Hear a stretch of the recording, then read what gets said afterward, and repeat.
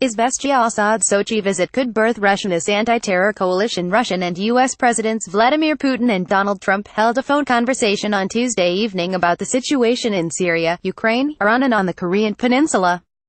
According to Izvestia, this dialogue might be the first step to creating a joint anti-terrorist coalition. According to the newspaper, the leaders talked about the situation in Syria. Putin filled Trump in on his recent meeting with Syrian President Bashar Assad, during which Syria's leader reaffirmed his commitment to the political process, constitutional reform, and presidential and parliamentary elections. Putin also reiterated his support for cooperation with the U.S. in the war on terror, noting the practical importance of coordinating efforts between the special services of both countries. The presidents also talked about the situation on the Korean peninsula. The parties stressed the need to reach a solution to the problem through negotiations and diplomatic means. Speaking about the crisis in Ukraine, Putin noted the absence of a real alternative to the unconditional implementation of the Minsk agreements of February 12, 2015. Chairman of the State Duma International Affairs Committee Leonid Slutsky told Izvestia that the conversation between Vladimir Putin and Donald Trump is a good response to those who are spinning the anti-Russian narrative and are trying to separate the two largest nuclear powers and whip up a conflict between them, using the most far-fetched reasons. The conversation was lengthy, but constructive. The main issue was the settling the Syrian crisis. Both presidents emphasized their commitment to preserving the country's territorial integrity and resolving the conflict by maximizing involvement of the opposition and its various groups and platforms in the negotiations. Trump once again returned to his pre-election rhetoric when he said that not Assad should be fought against in Syria, he told the newspaper. According to him, the fact that Putin informed his American colleague about the talks with the Syrian president can be considered a good opportunity to start the creation of a joint anti-terrorist coalition. All this suggests that Putin and Trump generally agree on the basics of a progressive development and Russian-American cooperation in combating international terrorism, Slutsky added. Minchenko consulting president Evgeny Minchenko told Izvestia there are several reasons why the telephone conversation between Vladimir Putin and Donald Trump is vital. Firstly, it helps maintain at least some level of relations between Russia and the United States. Secondly, the important issue success in the fight against the Islamic State banned in Russia. The third component is connecting major points of interest. The Russia-Iran-Turkey talks have just been held.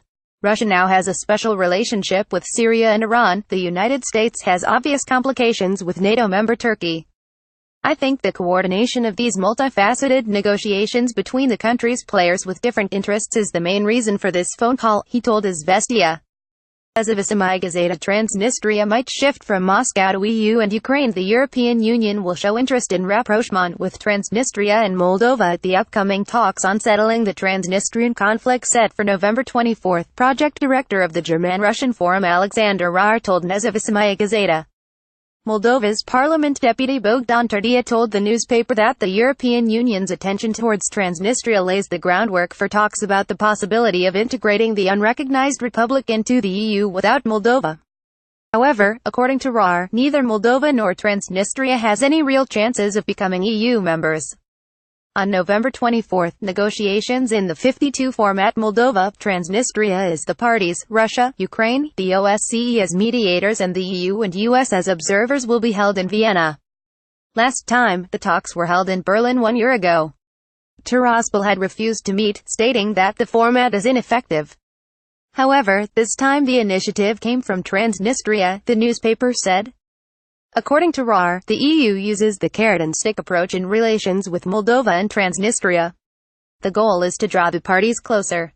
Tiraspol would receive benefits in trade and development with the EU. According to the expert, Berlin nevertheless would back Tiraspol in its pursuit to interact with the European Union. The EU opened its doors for Transnistrian businessmen duty-free, he added.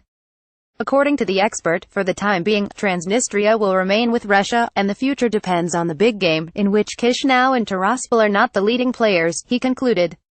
Meanwhile, Bogdan Tardia is convinced that Transnistria is changing vectors. At least the trend is noticeable.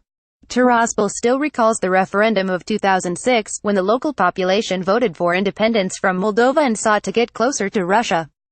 However, recently Transnistrian President Vladimir often talks about recognizing Transnistria, which, according to him, will definitely happen. It seems that Tiraspol is somewhat distanced from Moscow and is getting closer to the EU and Ukraine, he told the newspaper. RAR does not agree with the lawmaker. According to the expert, Transnistria is not shifting its foreign policy course but rather is trying to survive.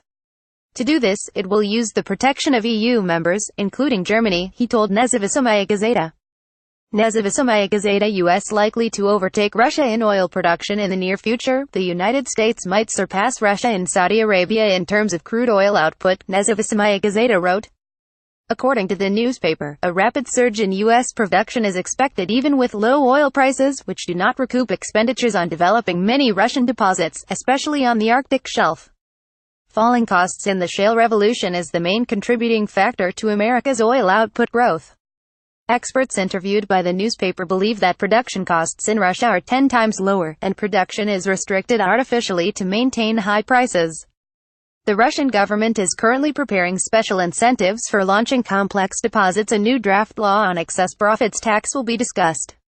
According to the newspaper, to some extent, this approach is a response to the drastic change in U.S. production costs, which is likely to lead to the U.S. becoming a dominant force in the global oil and gas market. Russia produces 550 million tons of oil per year, but without problems it could increase this volume to 700 million tons. The restrictions are related only to the infrastructure for export and fear of destroying the market, since a barrel could cost $1,015 instead of the current $62. To maintain high prices, Russia initiated the OPEC agreement. The U.S. is in a completely different position. Russia is the largest exporter and the United States is trying to reduce their imports at the expense of production. The United States is one of the largest importers of oil in the world, so reducing its dependence on imports is a geopolitical task for them. Leading expert of the Union of Oil and Gas Producers Rustem Tankayev told Izvestia Gazeta. According to the expert, Russia might still have something up its sleeve in terms of production costs. After the fall of the ruble, our oil production costs fell to $2.30 per barrel. At the moment they reach $3.20, which is 10 times less than that of American producers. Thus, shale oil in the interstate market is not our competitor, Tankayev said. Sanctions temporarily stalled technological imports in the oil and gas industry, but it did not lead to a complete cessation of all high-tech projects of Russian raw materials enterprises. Russia is likely to retain its international position in the production segment at a price of up to $15 per barrel and even strengthen it despite some limitations. Although this will inevitably lead to a small decline of accessible reserves of high commerçant Rostec merger might be on the horizon. A draft presidential decree on transferring the United Aircraft Corporation UAC to the state corporation Rostec is being prepared, Kommersant wrote. According to the newspaper, Russia's Industry and Trade Minister Denis Manturev, who considers it logical to merge all aircraft building assets into one holding structure, actively promoted the idea. The project is supported by a number of top managers in the aviation industry who count on financial assistance from Rostec. However, some officials believe that such a decision could overload Rostec, which already includes more than 700 organizations and enterprises. Two top managers in military-industrial complex and a government employee told Kommersant that the industry ministry prepared a draft decree on transferring shares of USC to Rostec. The draft includes transferring 91.68% of the corporation's shares in federal ownership. Previous owners will retain the remaining 5.11% owned by Venezuelan Bank, and 3.68% will be in the hands of private shareholders, one of the sources told the newspaper. The idea of merging USC and Rostec first surfaced in the spring. Rostec CEO Sergei Chemezov called the step expedient. According to the newspaper's source, Manturev is putting in a lot of effort to promote the project, as minister, as chairman of the USC board of directors, and as head of Rostec's supervisory board. A number of objective reasons for the merger do exist, Kommersant source said. First and foremost, 6,070% of components for UAC manufactured aircraft are made by the corporation. Manturev is a supporter of consolidating industry assets, so from this point of view the proposal looks logical, a government official told the newspaper. Rostec and the Industry and Trade Ministry support it, but the rest are still hesitant. First and foremost, 6,070% of components for UAC manufactured aircraft are made by the corporation. Manturev is a supporter of consolidating industry assets, so from this point of view the proposal looks logical, a government official told the newspaper. However, the government does not yet have a unified position, a high-ranking official told Kommersant. Rostec and the Industry and Trade Ministry support it, but the rest are still hesitating. It will be further discussed, the source said. According to the source, some government officials are convinced that Rostec should focus on the currently available assets, whereas merging USE with the state corporation will simply overload it. If USE fused with Rostec, the state corporation would consolidate the entire export and production potential of the aircraft industry, as Rosoboronexport, also a part of Rostec, is involved in concluding commercial arms contracts. The newspaper's source expects that Russian President Vladimir Putin will make the final decision. Deputy head of the Center for Analysis of Strategies and Technologies Konstantin Mokenko believes that transferring USE to Rostec may not line, but rather complicate the management chain. Now, instead of waiting for a response from the USE leadership, it will be necessary to wait for an answer from the state corporation, he noted. Izvestia NASA interested in Russian lunar stations. NASA might participate in Russian moon exploration missions, planned for the coming years. These intentions were discussed during a recent visit by NASA's Planetary Science Division Director James Green to Moscow, the Space Research Institute of the Russian Academy of Sciences told Izvestia. The information was confirmed by the U.S. Aerospace Agency and Roscosmos. During the talks held in Moscow in early October, NASA representatives, for the first time, showed an interest in participating in Russian projects to explore the moon using automatic interplanetary stations.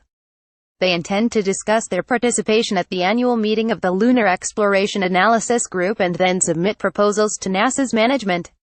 According to lead communications specialist at NASA Lori Candio, discussions were held on NASA's possible participation in the Luna 25 to Luna 28 projects, but no decisions were made. Roscosmos told the newspaper that it welcomes international cooperation.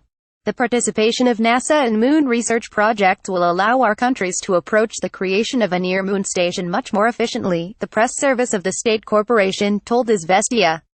According to head of the Department of Space Research Institute of the Russian Academy of Sciences Igor Mitrofanov, the American side can participate in 20,212,022 missions, as well as in the promising project Luna 28.